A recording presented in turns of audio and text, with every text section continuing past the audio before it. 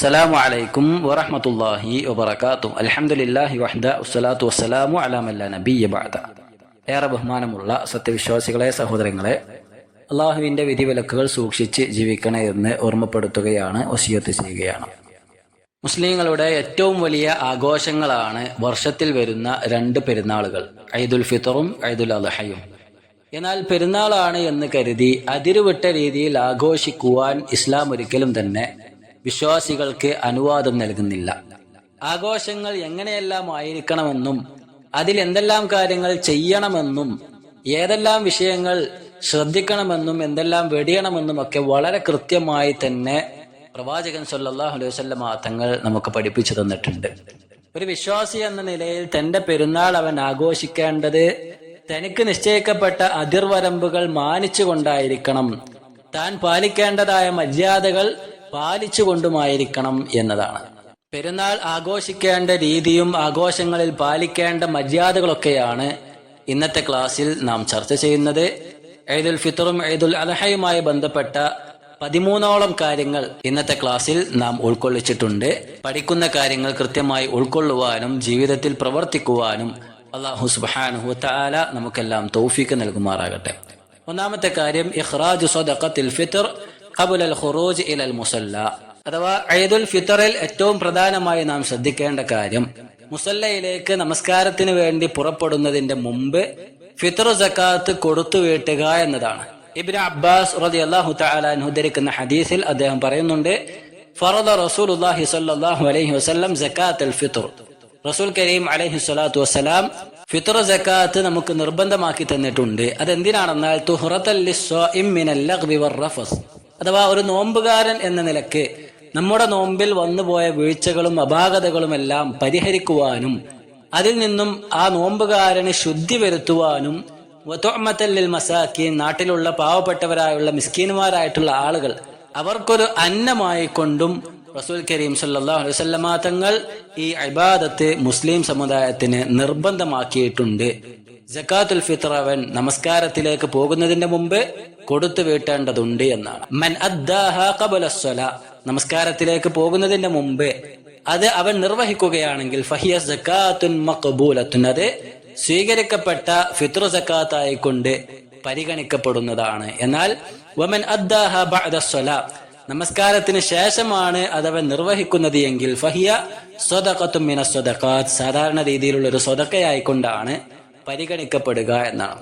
അപ്പോൾ ഈ ഇബാദത്ത് അത് നിർവഹിക്കണമെങ്കിൽ, അതിന്റെ ഫർള് വീഴണമെങ്കിൽ നമസ്കാരത്തിന്റെ മുമ്പ് അതിൻ്റെതായ ആളുകളിലേക്ക് എത്തിച്ചു കൊടുക്കാൻ നാം ശ്രദ്ധിക്കേണ്ടതുണ്ട് എന്നാണ്. രണ്ടാമത്തേത് അൽ-ഇഗ്തിസാൽ ലിൽ ഈദ്, പെരുന്നാളിന് വേണ്ടി കുളിച്ച് വൃത്തിയാവുക എന്നതാണ്.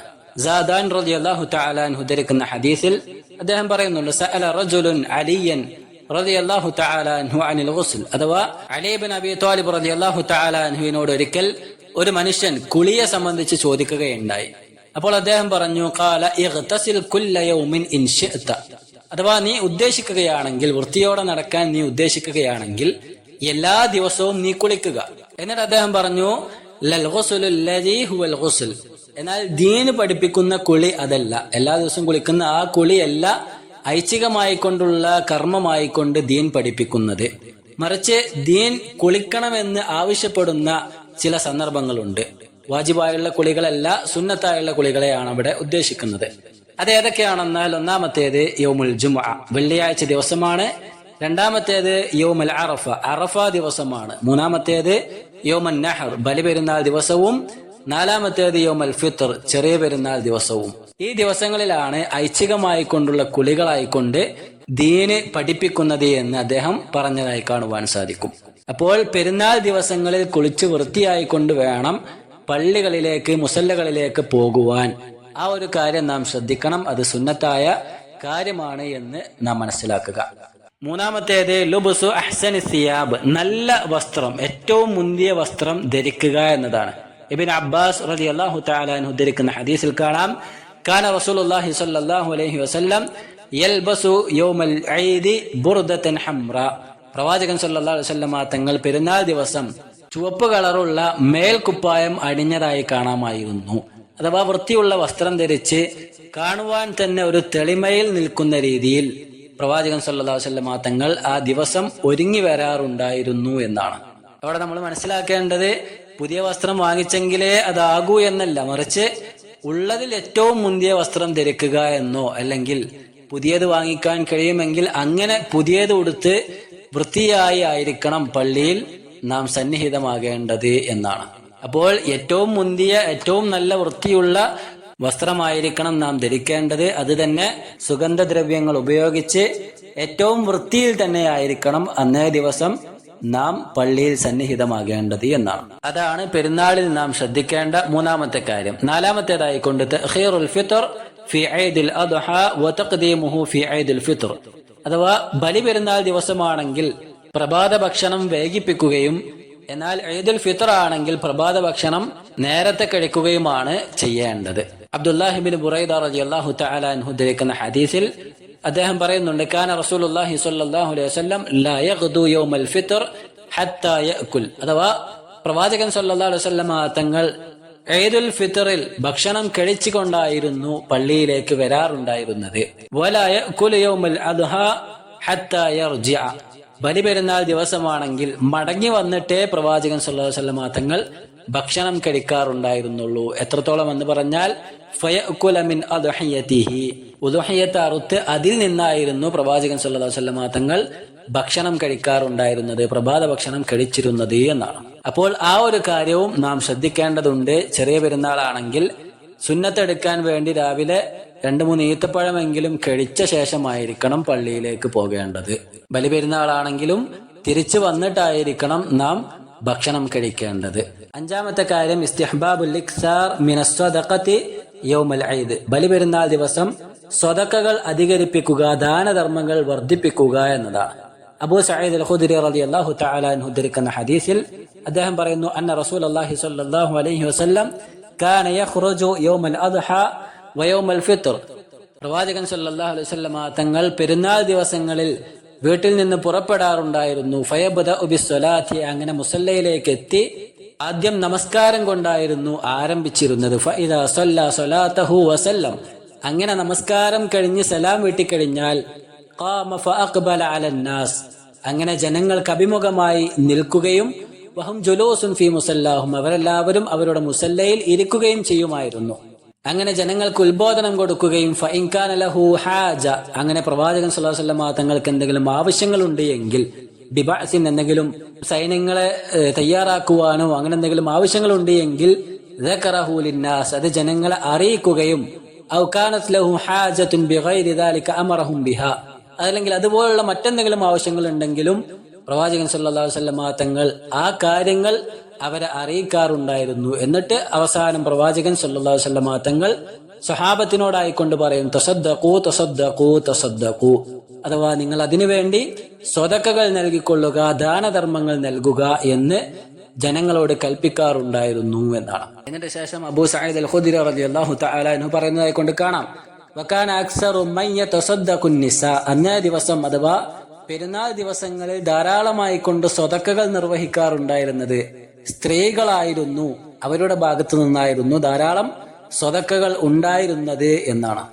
അപ്പോൾ പെരുന്നാൾ ദിവസത്തിൽ നാം ശ്രദ്ധിക്കേണ്ട മറ്റൊരു വിഷയം എന്താണെന്നാൽ ധാരാളമായി കൊണ്ട് ദാനധർമ്മങ്ങൾ നിർവഹിക്കുക, പാവപ്പെട്ടവരായുള്ള ആളുകൾക്കുള്ള സഹായങ്ങൾ അന്നേ ദിവസത്തിൽ എത്തിച്ചു കൊടുക്കാൻ നാം മുതിരുക എന്നതും, അതേപോലെ തന്നെ അല്ലാഹു സുബ്ഹാനഹു വ തആലയുടെ മാർഗത്തിൽ പള്ളി നിർമ്മാണങ്ങളിലേക്കാകട്ടെ, പള്ളി പരിപാലനങ്ങളിലേക്കാകട്ടെ, അതേപോലെ തന്നെ ദഅവാ പ്രവർത്തനങ്ങൾക്കാകട്ടെ, അങ്ങനെയുള്ള കാര്യങ്ങൾക്കൊക്കെ ആയിക്കൊണ്ട് ധാരാളം സ്വതക്കകൾ അന്നേ ദിവസം കഴിയുന്ന മുറക്ക് നിർവഹിക്കുക എന്നാണ്. ആറാമത്തെ കാര്യം അൻ തുഖാമ സ്വലാത്തുൽ ഈദ് ഫിൽ മുസല്ല, ഈദ് നമസ്കാരം മുസല്ലയിൽ വെച്ച് നിർവഹിക്കുക എന്നാണ്. അബൂ സഈദ് അൽ ഖുദ്രി റളിയല്ലാഹു തആല അൻഹു ധരിക്കുന്ന ഹദീസിൽ അദ്ദേഹം പറയുന്നു, കാന റസൂലുള്ളാഹി സ്വല്ലല്ലാഹു അലൈഹി വസല്ലം യഖ്റുജു യൗമൽ ഫിത്രി വൽ അദ്ഹ ഇലൽ മുസല്ല, പ്രവാചകൻ സല്ലല്ലാഹു അലൈഹി വസല്ലം തങ്ങൾ പെരുന്നാൾ ദിവസങ്ങളിൽ നിസ്കാരം നിർവഹിക്കുവാൻ മുസല്ലയിലേക്ക് മാറാറുണ്ടായിരുന്നു. ഫഅവ്വലു ശൈഇൻ യബ്ദഉ ബിഹി സ്വലാ, എന്നിട്ട് ആദ്യം നമസ്കാരം കൊണ്ട് ആരംഭിക്കാറുണ്ടായിരുന്നു എന്നാണ്. അപ്പോൾ പെരുന്നാൾ നിസ്കാരം പള്ളികളിൽ നിന്നും പുറത്തിറങ്ങി മുസല്ലയിലായിരുന്നു പ്രവാചകൻ സല്ലല്ലാഹു അലൈഹി വസല്ലം തങ്ങൾ നിർവഹിച്ചിരുന്നത് എന്ന് ഈ ഹദീസിലൂടെ മനസ്സിലാക്കാം. മുസല്ലയിൽ നിർവഹിക്കുവാനാണ് പ്രവാചകൻ സല്ലല്ലാഹു അലൈഹി വസല്ലം തങ്ങൾ മുൻഗണന കൊടുത്തിരുന്നത്. എന്തെങ്കിലും തടസ്സങ്ങൾ ഉണ്ടെങ്കിൽ പള്ളിയിലേക്ക് തന്നെ മാറുകയും ചെയ്യാറുണ്ടായിരുന്നു എന്ന് അതിലൂടെ നമുക്ക് മനസ്സിലാക്കാം. ഏഴാമത്തെ കാര്യം അദ്ദഹാബു ഇലാ മുസല്ലൽ ഈദ് മിൻ തരീഖിൻ വറുജൂഉ മിൻ ആഖിർ. അഥവാ പള്ളിയിലേക്ക് പോകുമ്പോൾ ഒരു വഴിയും തിരിച്ചു വരുമ്പോൾ മറ്റൊരു വഴിയും സ്വീകരിക്കുക എന്നത് പ്രവാചക ചര്യയിൽപ്പെട്ടതാണ്. അത് സുന്നത്തായ രീതിയാണ്. ജാബിർ ബിൻ അബ്ദുല്ലാഹ് റളിയല്ലാഹു തആല അൻഹു ഉദ്ധരിക്കുന്ന ഹദീസിൽ പ്രവാചകൻ സല്ലല്ലാഹു അലൈഹി വസല്ലം തങ്ങളുടെ രീതിയായിക്കൊണ്ട് അദ്ദേഹം പറയുന്നുണ്ട്, കാന നബിയു സല്ലല്ലാഹു അലൈഹി വസല്ലം ഇദാ കാന യൗമു ഈദിൻ ഖാലഫ ത്വരീഖ്. പ്രവാചകൻ സല്ലല്ലാഹു അലൈഹി വസല്ലം തങ്ങൾ പെരുന്നാൾ ദിവസമായി കഴിഞ്ഞാൽ വഴികൾ വ്യത്യസ്തമായി കൊണ്ട് സ്വീകരിക്കാറുണ്ടായിരുന്നു. പള്ളിയിലേക്ക് പോകുമ്പോൾ ഒരു വഴിയും തിരിച്ചു വരുമ്പോൾ മറ്റൊരു വഴിയും സ്വീകരിക്കാറുണ്ടായിരുന്നു. ഒരുപാട് ആളുകളെ കണ്ടുമുട്ടുവാനും ബന്ധങ്ങൾ പുതുക്കുവാനും അത് ഏറ്റവും ഉപകാരപ്രദമായിരിക്കും എന്ന രീതിയിലായിരിക്കാം പ്രവാചകൻ സല്ലല്ലാഹു അലൈഹി വസല്ലം തങ്ങൾ ഈ ഒരു രീതി സ്വീകരിച്ചത് എന്നതിനാൽ തന്നെ ആ ഒരു ചര്യ നാമും പിൻപറ്റേണ്ടതുണ്ട്. പെരുന്നാൾ ദിവസങ്ങളിൽ രണ്ട് വഴികളിലൂടെ സഞ്ചരിക്കുവാനും അവിടെയുള്ളവരോട് ബന്ധങ്ങൾ പുതുക്കുവാനും സംസാരിക്കുവാനും ആശീർവാദങ്ങൾ അർപ്പിക്കുവാനും പരസ്പരം പ്രാർത്ഥിക്കുവാനും ഒക്കെ അത് സഹായകമാകുമെന്നതിനാൽ ആ കാര്യങ്ങൾ നാം ശ്രദ്ധിക്കേണ്ടതുണ്ട്. എട്ടാമത്തെ കാര്യം അദ്ദഹാബു ഇലാ മുസല്ലൽ ഈദ് മാശിയൻ. ഈദ്ഗാഹിലേക്ക് പോകുമ്പോൾ നടന്നുകൊണ്ട് പോവുക എന്നതാണ്. അലി ബിൻ അബി ത്വാലിബ് റളിയല്ലാഹു തആല അൻഹു പറയുന്നതായി കൊണ്ട് കാണാം, മിനസ് സുന്നത്തി അൻ തഖ്റുജ ഇലൽ ഈദ് മാശിയൻ. ഈദ്ഗാഹിലേക്ക് പോകുമ്പോൾ നടന്നുകൊണ്ട് പോവുക എന്നത് സുന്നത്തിൽപ്പെട്ട കാര്യമാണ്. വ അൻ തഅകുല ശൈഅൻ ഖബല അൻ തഖ്റുജ. ചെറിയ പെരുന്നാളാണെങ്കിൽ പുറപ്പെടുന്നതിന്റെ മുമ്പ് എന്തെങ്കിലും ഭക്ഷിക്കുക എന്നതും സുന്നത്തായ കാര്യമാണ്. അതും പ്രവാചക ചര്യയിൽപ്പെട്ടതാണ് എന്നാണ്.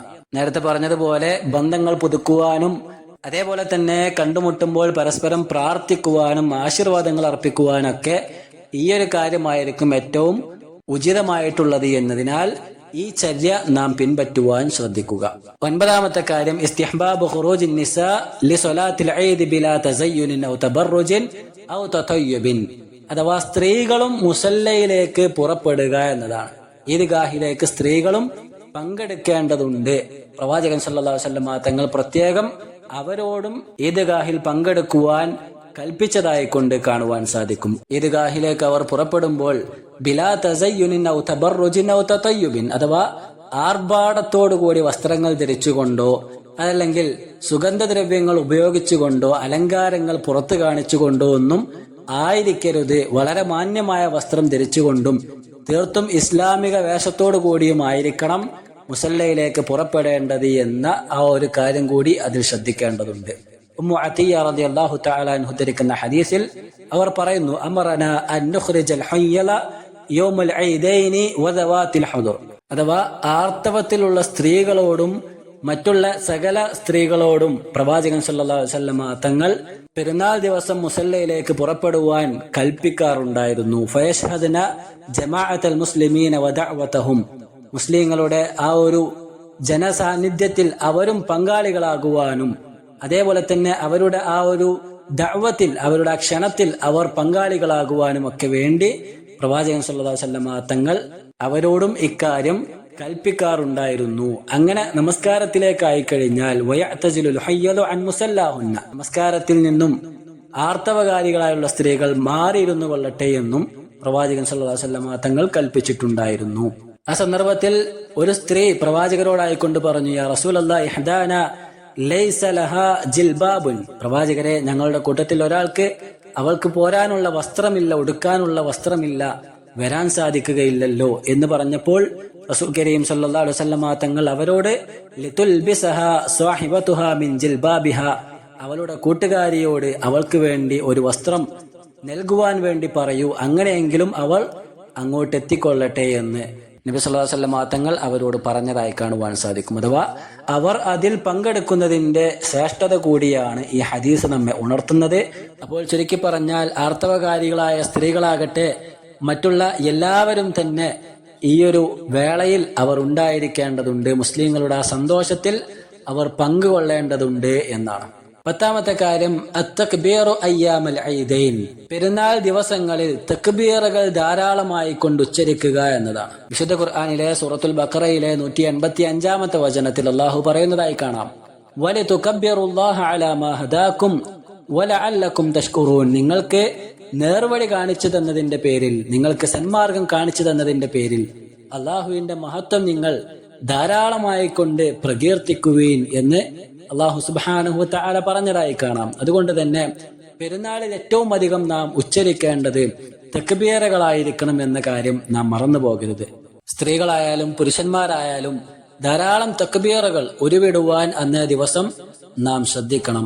ചെറിയ പെരുന്നാളാണ് എങ്കിൽ, ഈദുൽ ഫിത്തർ ആണെങ്കിൽ പെരുന്നാൾ രാവിലേക്ക് പ്രവേശിച്ചത് മുതൽ അഥവാ തലേ ദിവസം മഗ്രിബ് നമസ്കാരത്തോടനുബന്ധിച്ച് തന്നെ തക്ബീറുകൾ ഉരുവിട്ട് തുടങ്ങുവാനും ആ പെരുന്നാൾ ദിവസം ഖുത്ബ നിർവഹിക്കുന്നത് വരെ അത് തുടർത്തുവാനും നാം ശ്രദ്ധിക്കേണ്ടതുണ്ട്. വീടുകളിലാണെങ്കിലും അങ്ങാടികളിലാണെങ്കിലും അതേപോലെ തന്നെ ഖുത്ബയുടെ ഇടയിലാണെങ്കിലും ഒക്കെ ഈ തക്ബീറുകൾ ഉരുവിടേണ്ടതുണ്ട് എന്ന് പണ്ഡിതന്മാർ ഉണർത്തുന്നതായി കാണുവാൻ സാധിക്കും.